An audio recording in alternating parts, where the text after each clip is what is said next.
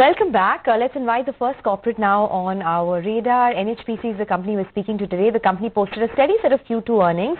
To discuss the outlook, the project execution timeline and the green energy opportunity, we're joined by R.P. Goyal, the Director of Finance at NHPC. Mr. Goyal, good morning and thanks for joining in. Just first a word on your numbers itself. It was a steady Q2 for you.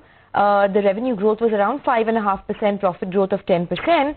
But just wanted to understand, what are the expected timelines in terms of the project executions over the next couple of months?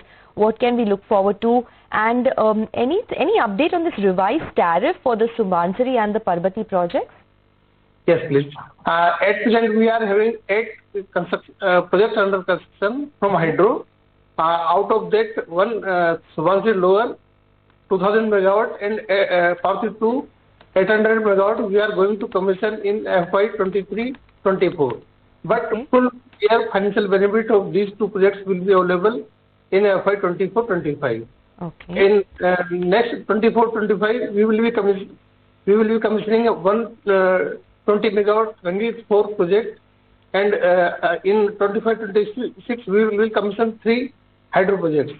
And in 26-27 we will commission next our Kawar project. So by FY 26-27, our capacity addition from hydro will be 6,500 megawatt and 1,000 megawatt from solar. Okay. So our capacity by FY 27, end of 26-27 will be more than double.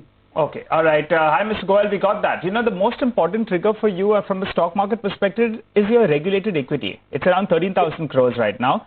You aim to take it to around 22,000 crores by the end of FY 24. And as you mentioned, a couple of projects will come on stream. That's Subansiri as well as Parbati 2. Do you think there's a possibility of slippage in the target, or will you get to that 22,000 regulated equity by FY 24? Go ahead. There is no chance of slippage from this target date. Okay. We are confident to commission these 2 projects in FY 23-24. So the regulated equity will go to around 22,000 crores, you're saying, by FY 24? Yes, correct. 22,000, it will be regulated equity by end of FY 23-24. But full year benefit will be available in 24-25. Okay. What about the receivables? What is it trending at currently post this late payment surcharge scheme? And can you help us with some numbers? Yes. Our current dues are to the tune of only 1,200 crore. Okay. Out of that, overdues, that is more than 45 days, only 125 crore in respect of 1 or 2 states.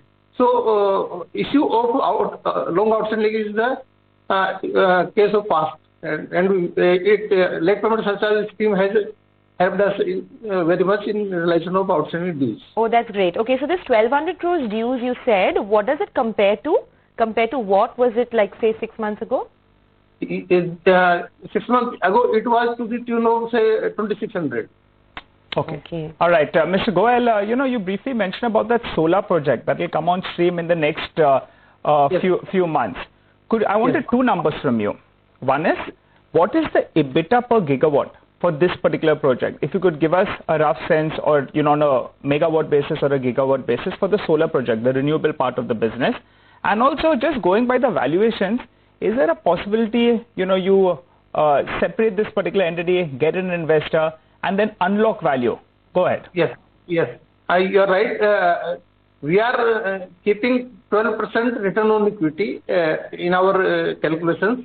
And we have already created a separate subsidiary, 100% subsidiary company to develop and transfer these solar projects in separate entity. Okay. But first of all, we will develop these projects, solar projects in NHPC itself, and thereafter we will transfer these projects to our 100% subsidiary, NHPC Renewable Energy Limited.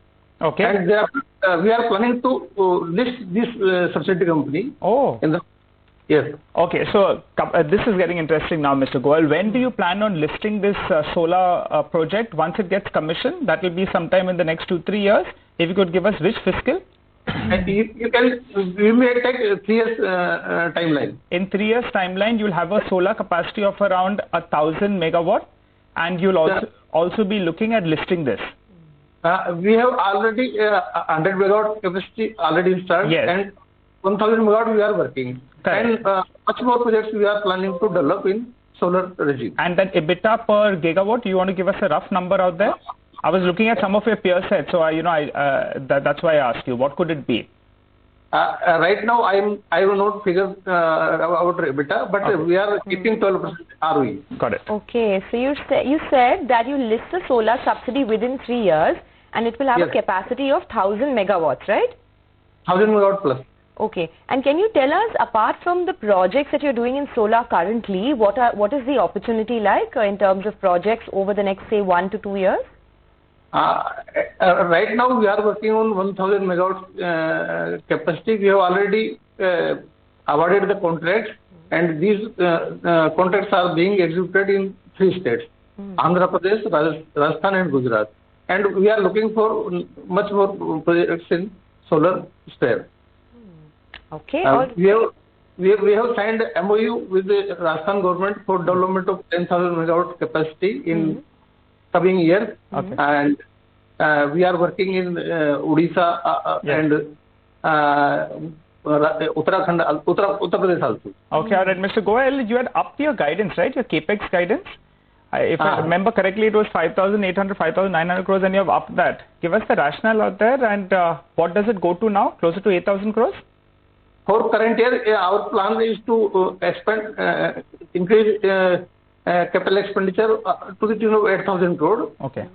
And on an average basis, in next 10 years also, our plan is to incur 8,000 to 9,000 crore capex. So out of that 8,000, 9,000 crores, how much will be moved towards green energy and towards solar? Actually, our hydro is also green energy. We are totally green. And as per our estimate, we will be in the ratio of 80-20, 80 to 90% in hydro and 10 to 20% in solar. Okay. All right. Thanks a lot for joining us, sir, and giving us all the details. That's NHPC. Let's take a quick break.